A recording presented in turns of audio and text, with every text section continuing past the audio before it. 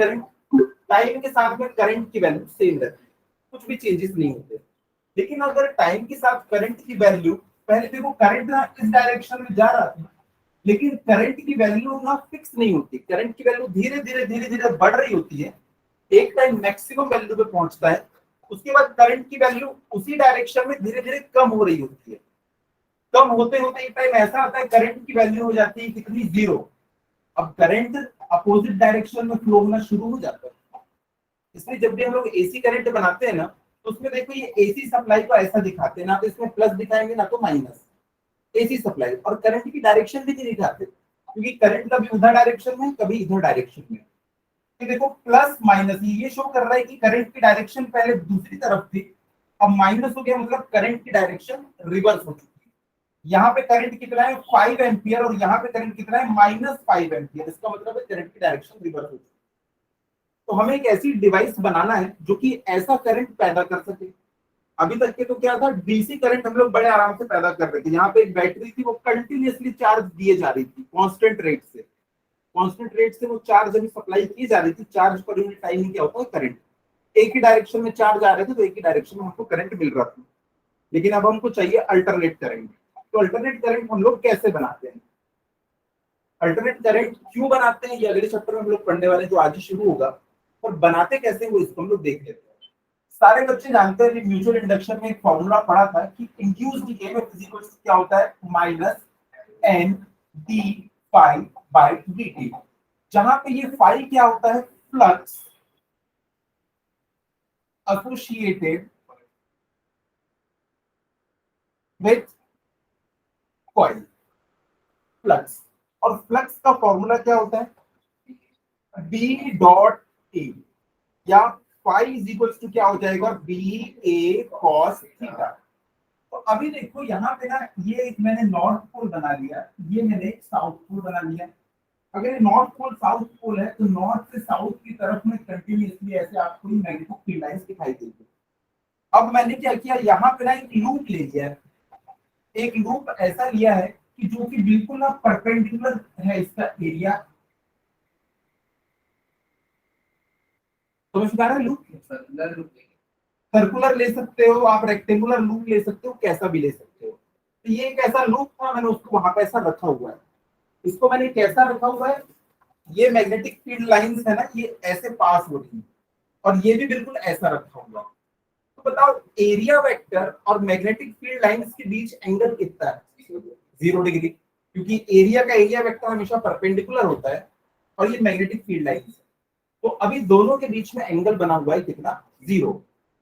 तो यहाँ पे अगर मैं आपसे पूछूं फ्लक्स कितना है, तो आप थीटा की जगह पे 0 रखोगे और मुझे एक वैल्यू निकाल के दे दोगे। मैं अगर आपको एरिया दे दूं, अगर आपको मैग्नेटिक फील्ड दे दूं, तो आप मुझे फ्लक्स निकाल के बता दोगे। लेकिन अगर अभी थोड़ा सा ऐसा टिल्ट हो जाए, तो देखो एरिया वेक्टर थोड़ा सा ऐसा हो गया, लेकिन मैग्नेटिक फील्ड लाइन तो अभी भी ऐसी है। तो दोनों के बीच में क्या होगा, एक एंगल आ जाएगा। ये देखो ये मैग्नेटिक फील्ड लाइन थी, पहले ये एरिया वेक्टर था। अब अगर एक कॉइल थोड़ी सी टिल्ट हो गई, तो एरिया वेक्टर कैसे होगा, परपेंडिकुलर टू द एरिया। ये देखो दोनों के बीच में एक एंगल आ जाएगा, उस एंगल को आप यहाँ पे रख दोगे। हर बार ये कॉइल जैसे जैसे चेंज हो रही है, एंगल हर बार चेंज हो रहा है। अगर हर बार एंगल चेंज हो रहा है तो फ्लक्स की वैल्यू भी चेंज हो रही है। और जब जब फ्लक्स की वैल्यू चेंज होती है, यानी कि d5 चेंज इन फ्लक्स, तब तब एक ईएमएफ इंड्यूस होता है। तो हमारा काम यही था कि हम लोग फ्लक्स को कैसे भी करके चेंज करें। तो हम लोग क्या करते हैं, जो हमारे घरों में जनरेटर लगा होता है ना, उसके साथ में देखना एक इंजन लगा होता है। तो इंजन क्या करता है, एक कॉइल को गोल घुमाने का काम करता है और कुछ नहीं। वो कॉइल जब गोल गोल घूम रही है तो देखो थीटा बार बार चेंज हो रहा है, और अगर थीटा चेंज हो रहा है तो फ्लक्स की वैल्यू चेंज हो रही है। अगर फ्लक्स की वैल्यू चेंज होती है तो एक ईएमएफ इंड्यूस होता है, यानी कि वोल्टेज। और अगर हमें वोल्टेज मिल गया, और क्या चाहिए, हमें करंट मिल जाएगा। I इज इक्वल्स टू क्या होता है, EMF upon resistance, V is equals to IR से, तो हमें करंट मिल जाएगा। और हमें करंट भी तो चाहिए घर में अप्लायंसेस को चलाने के लिए। तो यही हमारे एसी जनरेटर का प्रिंसिपल है। तो देखो इसमें हम लोग वैल्यूज पुट करके देखते हैं कि वो कितना करंट प्रोड्यूस कर पाएगा। तो सबके पास फॉर्मूला है E is equals to minus N D pi by D T. मैं अभी ये मान के चल रहा हूँ कि एक ही लूप है, तो कैपिटल एन की वैल्यू कितनी हो जाएगी, 1। तो मैं minus D phi by D T बस लिखूंगा क्योंकि एक ही लूप। तो यहाँ पे देखो फॉर्मूला है हम लोगों के पास ये E is equal to minus D phi by D T और n इज इक्वल टू 1। मैंने ये कंसीडर कर लिया है। तो E is equal to minus D. अब देखो फाई का हम लोग फॉर्मूला लिख लेते हैं बी ए कॉस थीटा। यहाँ पे मैंने लिख लिया बी ए कॉस, और अभी थीटा को हम नहीं लिख रहे हैं। ऐसा इसलिए नहीं लिख रहे हैं क्योंकि थीटा जो है ना कांस्टेंट नहीं है, थीटा टाइम के साथ चेंज हुआ पड़ा है। अगर ये पेन है, अगर ये मूव कर रही है तो इसका जो डिस्प्लेसमेंट है टाइम के साथ में चेंज होते जा रहा है। अगर मैं आपसे पूछूंगा कि बताओ इसका 5 सेकंड बाद डिस्प्लेसमेंट कितना है, तो आप मुझसे पूछोगे सर इसकी स्पीड तो बताओ। मैं बोलूंगा भैया इसकी स्पीड है 5 मीटर पर सेकंड। और मैं पूछूंगा 10 सेकंड बाद इसका डिस्प्लेसमेंट कितना है, तो आप क्या करोगे, वेलोसिटी में टाइम का मल्टीप्लिकेशन कर दोगे, सेकंड से सेकंड कट गया और आपको देखो 50 मीटर डिस्प्लेसमेंट मिल गया। तो यहाँ पे गोल घूमने वाली चीजों में क्या होता है, उसमें भी एक डिस्प्लेसमेंट होता है जिसको हम एंगुलर डिस्प्लेसमेंट कहते हैं, थीटा से रिप्रेजेंट करते हैं। थीटा टाइम के साथ चेंज हो रहा है तो वही एंगुलर डिस्प्लेसमेंट है। अब देखो अगर कॉइल जल्दी जल्दी घूमेगी तो थीटा भी जल्दी जल्दी चेंज होगा। तो जैसे कि हमारी कोई लीनियर स्पीड होती है उसको हम लोग बी से डिनोट करते हैं, मीटर पर सेकंड। लेकिन गोल घूमने वाली चीजों के पास एंगुलर स्पीड होती है जिसकी यूनिट क्या होती है, रेडियन पर सेकंड, यानी angle turn per unit time. तो देखो जैसे कि लीनियर डिस्प्लेसमेंट जब होता था तो आप वेलोसिटी इनटू टाइम करते थे। जब एंगुलर डिस्प्लेसमेंट होगा तो आप डिस्प्लेसमेंट कैसे निकालोगे, ओमेगा इनटू टी करके। Displacement is equals to velocity into time. Angular displacement is equals to angular velocity into time. Formula बिल्कुल सेम। तो मैं थीटा की जगह पे क्या रख दूंगा, ओमेगा टी, क्योंकि एंगल हम लोगों को पर्टिकुलर किसी टाइम के लिए निकालना होगा। हर टाइम एंगल अलग अलग है। जिस टाइम का आप एंगल पूछोगे मेरे पास एक फॉर्मूला पता है, एंगुलर वेलोसिटी इनटू टाइम, इससे मैं थीटा की वैल्यू निकाल दूंगा। क्योंकि थीटा फिक्स नहीं है, थीटा हमेशा टाइम के साथ चेंज हो रहा है। तो टाइम की वैल्यू चेंज करते जाओ और आपको अलग अलग थीटा मिलता जाएगा। तो यहाँ पे देखो हम लोग करते हैं इसकी जगह पे क्या, कॉस ओमेगा टी। तो जैसे हमने इसकी जगह पे रखा कॉस ओमेगा टी, उसके बाद है नीचे डी टी। अब एक बात बताओ, ये हमने मैग्नेटिक फील्ड इसको कांस्टेंट रखा हुआ है, लूप का एरिया चेंज नहीं हो रहा है, ये दोनों कांस्टेंट है। तो इसको मैंने बाहर निकाल लिया, minus B A into D T cos omega T. अब कॉस ओमेगा टी का डिफरेंशिएशन क्या हो जाएगा, माइनस साइन ओमेगा टी। तो कॉस ओमेगा टी का हो गया। अब ओमेगा टी का एक और बार होगा, क्योंकि कॉस 2x का क्या हो जाता था, 2 sin 2x। तो sin omega T cos omega T का हो गया मल्टीप्लाइड बाय ओमेगा, क्योंकि ओमेगा टी का एक और बार करना पड़ेगा। तो ये माइनस से माइनस कट जाएगा और e इज इक्वल्स टू आपको क्या मिलने वाला है, b a omega sin omega T, omega sin omega T. हाँ चाहो तो इसमें थीटा लिख सकते हो, लेकिन हम थीटा लिखेंगे नहीं, वो फिर थीटा जो है ना एक पर्टिकुलर केस हो जाता है। ओमेगा टी का मतलब है कि समय के साथ चेंज हो रहा है। आप टाइम बोलो, मैं उस समय का आपको ईएमएफ बता दूंगा। तो देखो जो फ्लक्स की वैल्यू है वो चेंज हो रही है, उसके हिसाब से ईएमएफ भी कम ज्यादा हो रहा है। तो यहाँ पे ईएमएफ की वैल्यू आप किसी भी इंस्टेंट पे ऐसे निकाल सकते हो। अगर आपसे क्वेश्चन में पूछ दे बताओ ईएमएफ की मैक्सिमम वैल्यू कितनी पॉसिबल है, तो मैक्सिमम वैल्यू के लिए given angular velocity, given area, given magnetic field के लिए वो किस पे डिपेंड करेगा, साइन ओमेगा टी। इसकी मैक्सिमम वैल्यू रख दो तो आपको मैक्सिमम इंड्यूस्ड ईएमएफ मिल जाएगा। तो साइन ओमेगा टी की मैक्सिमम वैल्यू कितनी हो सकती है, 1। तो इसकी मैक्सिमम वैल्यू कितनी आ सकती है, उसे हम लोग ना ई नॉट बोलेंगे। ई नॉट कितना हो जाएगा, बी ए ओमेगा। तो ई नॉट, नॉट लग गया, इसका मतलब क्या है, मैक्सिमम वैल्यू है। मैक्सिमम वैल्यू कब मिलेगी, जब साइन ओमेगा टी की कोई मैक्सिमम वैल्यू। तो देखो यहां से इस फॉर्मूले में मैं उसको पुट कर देता हूं, तो ऐसा भी तो लिख सकता हूं, instantaneous EMF is equal to E naught sine omega T. तो ये वाला फॉर्मूला हमको देखने को मिलता है, maximum value multiplied by sine omega T. तो जब ये 90 डिग्री होगा तो अपने आप E is equal to E naught मिल गया है कि नहीं। जब इसकी वैल्यू 1 हो जाएगी तो अपने आप E is equal to E naught मिल गया हमको। ये एसी जनरेटर जो है ना, इसका हमारा प्रिंसिपल। अब इसको हम लोग ग्राफ में ड्रॉ करके देखते हैं। इसको जब हम ग्राफ में ड्रॉ करेंगे तो देखो यहाँ पे मैं बना देता हूँ क्या, थीटा, और यहाँ पे मैं बना देता हूँ ई। अब E इज इक्वल्स टू क्या है, ई नॉट साइन ओमेगा टी। ठीक है, अब यहाँ पे थीटा लिखो चाहे टी लिखो, एक ही बात है, क्योंकि देखो ओमेगा तो कांस्टेंट है, टी चेंज होगा तो थीटा हमारा चेंज होते जाएगा। अब देखो टाइम टी इक्वल टू 0 पे हमने मान लिया एंगल कितना होगा, 0, यानी कि हमारी जो कॉइल है ना वो बिल्कुल ऐसी रखी हुई है, ये इसका एरिया वेक्टर, और हमारी मैग्नेटिक फील्ड भी ऐसी ही है, तो दोनों के बीच एंगल कितना है, 0। अगर 0 है तो यहाँ पे देखो इसकी वैल्यू कितनी मिल जाएगी हमको, E is equal to 0 at t equal to 0 और थीटा इक्वल टू 0, यानी कि जब भी इसके और इसके बीच का एंगल 0 होगा तब हमको ईएमएफ कितना मिलने वाला है, 0। तो टाइम t इक्वल टू 0 पे हमको यहां से देखो टाइम की वैल्यू भी 0 है, यानी कि थीटा की वैल्यू भी 0 है। थीटा क्या है, ओमेगा टी है ना, स्टार्टिंग टाइम पे टाइम t इक्वल टू 0 यानी कि थीटा भी 0 है। तो जब थीटा की वैल्यू 0 होती है तो हमको ईएमएफ भी कितना मिल रहा है, 0। तो ये पहला पॉइंट आ गया। अब देखो जब इसकी वैल्यू ओमेगा टी यानी कि थीटा की वैल्यू 90 डिग्री हो तब क्या होगा, E is equals to E naught for theta is equals to 90 degree. अब 90 डिग्री रखोगे तो ये तो 1 मिल जाएगा ना, E is equals to E naught, और यही इसकी मैक्सिमम वैल्यू है। तो हम देखते हैं कि ग्राफ ना कुछ इस तरीके से आगे चल के बढ़ता है और हमको यहाँ पे मिलती है वैल्यू ई नॉट, और उसके करस्पॉन्डिंग एंगल कितना रहता है, theta is equal to 90 degree. अब आप लोग जानते हो कि थीटा इज इक्वल टू 90 से थीटा इज इक्वल टू 180 तक के साइन की वैल्यू फिर कम होने लगती है। साइन 90 पे कितना होता है, 1, और 180 पे कितना होता है, वापस से 0। तो देखो जैसे जैसे आप थीटा की वैल्यू बढ़ाते चले जाओगे इसकी वैल्यू कम होती जा रही है। साइन की वैल्यू 90 से लेके 180 तक के बीच कम होने लगी, तो कम हो रही है कि इस पर्टिकुलर वैल्यू, ये वैल्यू भी कम होने लगेगी, और कम होते होते होते होते एक टाइम ऐसा आएगा जब theta is equal to 180 degree होगा तो वापस से साइन की वैल्यू 0 हो जाती है। कॉइल ये ऐसी मैग्नेटिक फील्ड है और कॉइल ऐसे करके घूम रही है, ऐसे परपेंडिकुलर। तो देखो ये पहले थीटा ऐसा था, अब थीटा ऐसा हो गया।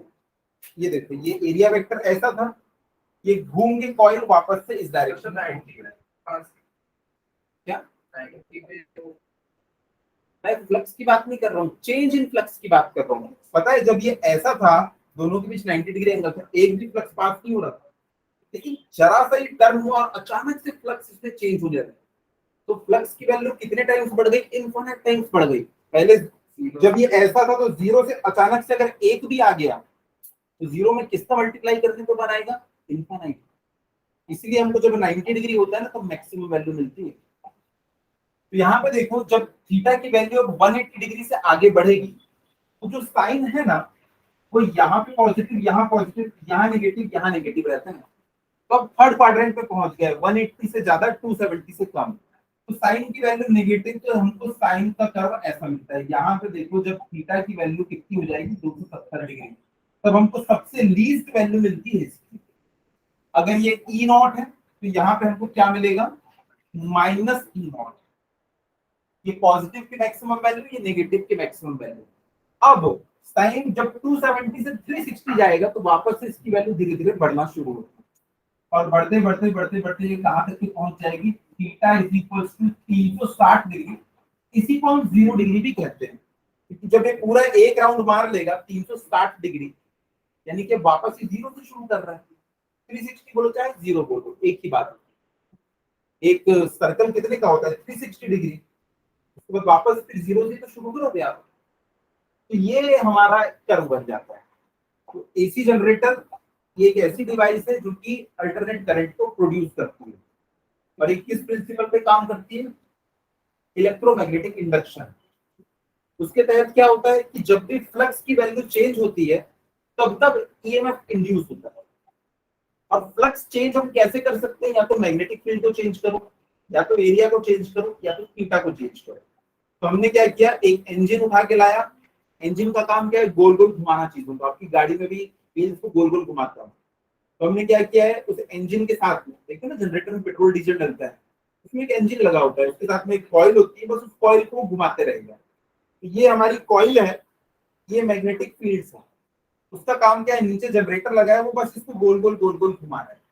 जैसे ही गोल गोल घुमाएगा तो क्या होगा, थीटा की वैल्यू चेंज, थीटा चेंज मतलब फाई चेंज। और जब जब डी फाई हमको मिलता है, यानी चेंज इन फ्लक्स, तब तब ईएमएफ पैदा होता है। ईएमएफ क्या है, वोल्टेज। और V is equal to I R, इससे हम लोग निकाल सकते हैं कितना करंट पैदा होगा। तो ईएमएफ पैदा होने से एसी जनरेट करते हैं क्या ईएमएफ पैदा हो जाएगा तो एसी जनरेट भाई, अगर वोल्टेज पैदा हुआ, अगर वोल्टेज पैदा हुआ तो आपने फॉर्मूला पढ़ा है ना, V is equal to I R. ये क्लोज लूप है, ये हमने क्लोज लूप लिया है ना। अगर उसमें ईएमएफ इंड्यूस हो रहा है तो उसका सर्किट का कुछ ना कुछ रेजिस्टेंस भी होगा। तो आप V is equal to I R फॉर्मूले से आप करंट की वैल्यू निकाल सकते हैं कि कितना उसमें करंट पैदा हुआ है। तो सर हमने वेक्टर से एक डायरेक्शन है कि पावर से अरे भैया, ये इससे आप देखो ना कि ईएमएफ जो है एक बार इस डायरेक्शन में बन रहा है, एक बार इस डायरेक्शन में बन रहा है। ये फॉर्मूले से देखो। अरे ये वाला हम लोग ना कर चुके हैं कि जब वो कॉइल घूमती थी ना, तो एक बार करंट इस डायरेक्शन में आता था, और जब कॉइल घूम के आ जाती थी तो करंट दूसरी डायरेक्शन में चला जाता था। तो ऐसे हाँ, पूरा हमने घुमाए नहीं थे, तो बताया था ना कि अगर पूरा घुमा दोगे उसको, तो देखना करंट की वैल्यू चेंज हो जाती है। तो यहाँ पे अभी मैथमेटिकली चलो कि देखो, फॉर्मूला ये है हमारे पास में कि जैसे जैसे एंगल चेंज होगा वैसे वैसे क्या होगा, ईएमएफ की वैल्यू चेंज होगी। और ईएमएफ की वैल्यू कभी हमको पॉजिटिव मिल रही है, कभी हमको नेगेटिव मिल रही है, और इसके बाद ये खुद को रिपीट करना शुरू कर देता है। तो यहाँ पे जो ईएमएफ हमको मिल रहा है वो साइन कर्व को फॉलो करता है। तो हेडिंग डालिएगा एसी जनरेटर। मैथमेटिक्स से समझ में आएगा तो ऐसे हाँ, वैसे नहीं समझा आपने, टेंशन नहीं। AC generator, it is a device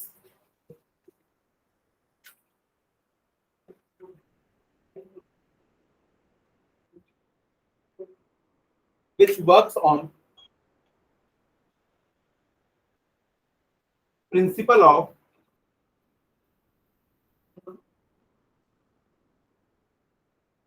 electromagnetic induction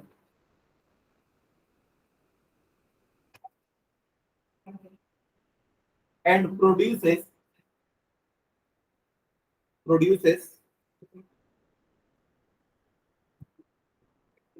alternate current.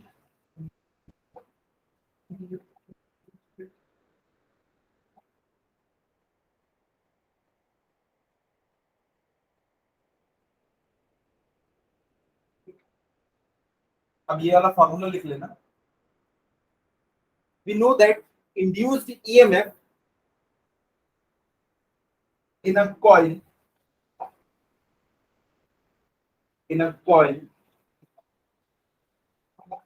in uniform magnetic field,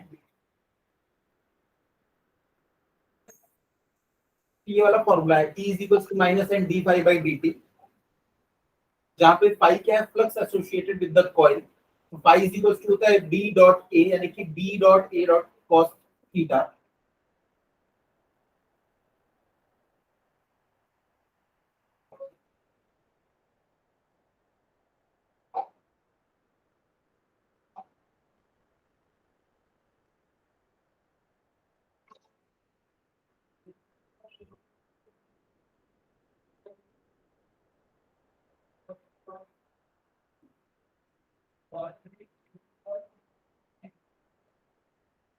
तो इसको लिख लीजिए, फिर इसको D A sign omega T, D A omega sine omega T.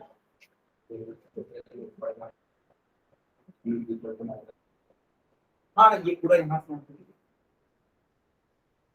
चलो, आपका जो डाउट था, ये पूरी ऐसी मैग्नेटिक फील्ड है, यहाँ पे एक ऐसा लूप बना, ये वाली मान लो डायरेक्शन में करेक्ट करना होगा था,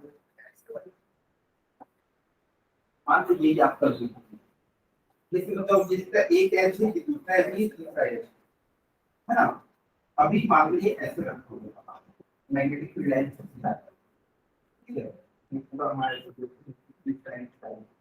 अभी इसमें मान लो करंट जो है वो इस डायरेक्शन में पैदा होगा, इसमें डाउनवर्ड डायरेक्शन पैदा होगा, ये अपवर्ड डायरेक्शन में को बन डाउनवर्ड अपवर्ड, इसमें क्या है डाउनवर्ड, मतलब इधर वाली में क्या करता है ये, मतलब लूप में देखते ये नेगेटिव करंट ऐसे पैदा करने करंट कैसा है, ये ऐसा होगा दैट मींस फिर ऐसा आता है, इसमें तो नीचे अलग ना करेंगे आप नेगेटिव पे जाना और कैसा होगा नेगेटिव प्लस जनरेट करना है ऐसा इसको करना पड़ेगा, जो पहले नीचे आ रहा है ये कैसा है पता है ना, इस है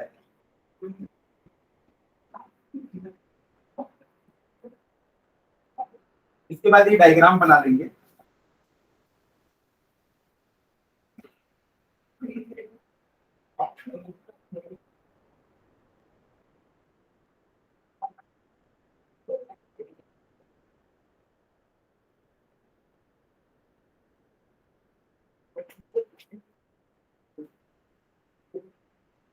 मतलब मैग्नेटिक फील्ड जनरेट करने के लिए जो अलग अलग कॉइल लेते हैं प्रैक्टिस तो मैग्नेटिक नहीं परमानेंट मैग्नेट सर, हाँ परमानेंट नहीं, गणेश जी की चक्र के पीछे वो मोटर लगती देखते हो, ये बच्चों के खिलौने में उसको खोल के देखना, उसके अंदर 2 परमानेंट मैग्नेट लगे हैं।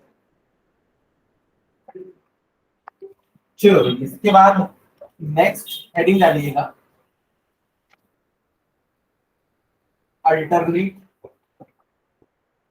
करंट, चैप्टर है नेक्स्ट चैप्टर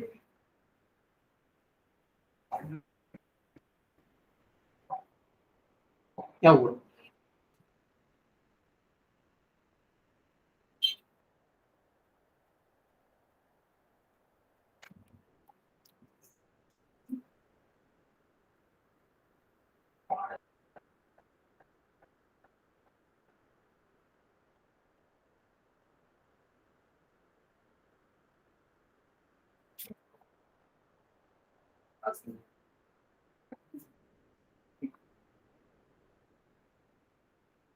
हो गया।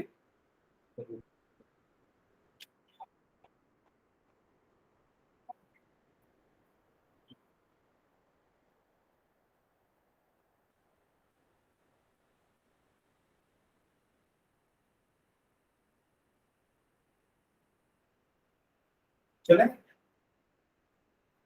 तो देखो इससे पहले हम लोगों ने डिस्कस किया 2 टाइप का करंट, एक था हमारा डीसी करंट और दूसरा था हमारा अल्टरनेट करंट। डीसी करंट की खास बात ये थी कि वो टाइम के साथ में हमेशा कांस्टेंट बना रहता है, और अल्टरनेट करंट की खास बात ये थी कि वो टाइम के साथ में चेंज होता है। अब देखो यहाँ पे ना बहुत इंपॉर्टेंट टर्म्स आने वाले हैं, उनको हमें ध्यान में रखना है।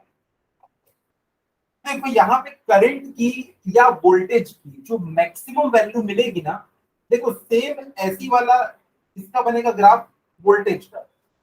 देखो वोल्टेज इज इक्वल्स टू क्या होता है आई आर, तो आई इज इक्वल्स टू क्या हो जाएगा वी बाई आर। तो देखो अगर आप लोगों ने एक ग्राफ बना लिया है वोल्टेज वाला, तो वोल्टेज को अगर रेजिस्टेंस से डिवाइड करोगे तो आपको करंट मिल जाएगा। तो पता है सेम ग्राफ आपको किसके लिए मिलने वाला है करंट के लिए, लेकिन उससे छोटा रहेगा या बड़ा रहेगा रेजिस्टेंस पे डिपेंड करेगा। अगर इसकी वैल्यू 1 से ज्यादा है तो आई आपको क्या मिलेगा हमेशा वोल्टेज से कम मिलेगा, पर अगर रेजिस्टेंस की वैल्यू 1 से ज्यादा हुई सॉरी 1 से कम हुई तो आपको वोल्टेज से क्या मिलेगा ज्यादा करंट मिलेगा। तो रेजिस्टेंस पे डिपेंड करता है। मैंने मान लिया कि अभी इसकी वैल्यू ना ज्यादा है 1 से, तो आपको करंट का ग्राफ पता है ऐसा देखने के लिए, देखो ये वोल्टेज वाला ग्राफ है और वोल्टेज को आपने बड़ी वैल्यू से डिवाइड कर दिया है, तो आपको करंट हमेशा क्या मिलेगा कम मिलेगा वोल्टेज का, तो आपको ये छोटा वाला ग्राफ मिलेगा। लेकिन जहां जहां वोल्टेज 0 है वहां वहां पर करंट भी आपको देखो 0 देखने के लिए मिलेगा। तो मैं एक ऐसा ग्राफ बनाऊंगा कभी उसमें ना ईएमएफ लिख दिया करूंगा, कभी उसमें करंट लिख दिया करूंगा, तो घबराने वाली बात नहीं, चाहे करंट लिखो चाहे वोल्टेज। हमारे पास वोल्टेज अगर आ गया है हमने उसका ग्राफ बना लिया है, बस उसको रेजिस्टेंस से डिवाइड करना है, एक नया ग्राफ बना सकते हैं, दोनों सेम दिखने वाले हैं। तो देखो ये चाहे वोल्टेज का रहे चाहे करंट का रहे, इसमें एक मैक्सिमम वैल्यू हमको देखने मिलेगी। अगर करंट का हमने बनाया तो उसमें मैक्सिमम वैल्यू को हम आई नॉट बोलेंगे, और अगर ये वोल्टेज वाला है तो इसमें मैक्सिमम वोल्टेज को हम लोग क्या बोलेंगे ई नॉट बोलेंगे। क्या करंट की वैल्यू इसमें कांस्टेंट है? नहीं, हर टाइम चेंज हो रही है। तो किसी एक पर्टिकुलर इंस्टेंट पे जो करंट की वैल्यू होगी उसको हम आई कहेंगे। अगर मैंने सिंपल आई लिखा तो इसका मतलब क्या है? करंट एट एनी इंस्टेंट, तो इसको मैं बोलूंगा इंस्टेंटेनियस करंट। और जैसे हम लोगों ने पिछले थोड़ी देर पहले देखा था इंड्यूस्ड ईएमएफ वाला formula, E is equal to E naught sine omega T, वैसे ही देखो भाई है क्या, ये तो वोल्टेज है ना, ईएमएफ की है।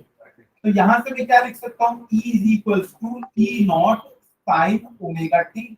अगर मैं रेजिस्टेंस से डिवाइड कर दूं तो मुझको क्या मिलेगा? करंट मिलेगा। तो इसको मैं लिख सकता हूँ आई नॉट साइन ओमेगा टी। क्या कैपिटल ई? हाँ कैपिटल ई लिखेंगे हम लोग यहाँ पे, क्योंकि वहां पे इंड्यूस्ड ईएमएफ लिखते थे, लेकिन अब हमको इसी का ना काम पड़ने वाला है। पिछले केस में क्या होता था कि हमने ना ऑलरेडी कुछ ईएमएफ अप्लाई करके रखा है, उसको अपोज करने के लिए वो पैदा होता था। लेकिन इस बार हम लोग क्या कर रहे हैं, पहले से कोई ईएमएफ नहीं लगा रहे, जो पैदा हो रहे हैं ना वहां पे इंड्यूस्ड ईएमएफ, उसी का हम लोग यूज करने वाले हैं। इसलिए हम क्या करेंगे, उसको कैपिटल ई से लिखेंगे। नोटेशन में क्या रखा है यार, पहले वाले केस में क्या था कि हमने पहले से ईएमएफ लगा के रखा है और वो पैदा हो रहा था, क्योंकि हमारे लगाए हुए ईएमएफ को कम या ज्यादा कर रहा था। लेकिन इस बार हमने खुद से कोई ईएमएफ नहीं लगाया है, जो पैदा हो रहा है ना उसी को हम लोग यूज करने वाले हैं, इसलिए कैपिटल ए से डिनोट कर दो। अब चाहो तो स्मॉल ई से डिनोट कर लो, कोई टेंशन वाली बात नहीं, और बुक वगैरह भी कैपिटल ई से ही इसको फॉलो करवा। तो ये हो गया हमारे पास फॉर्मूला। अब आपको पता होना चाहिए कि जो साइन का ग्राफ होता है वो जीरो से शुरू होता है, मैक्सिमम पे जाता है, मिनिमम पे जाता है,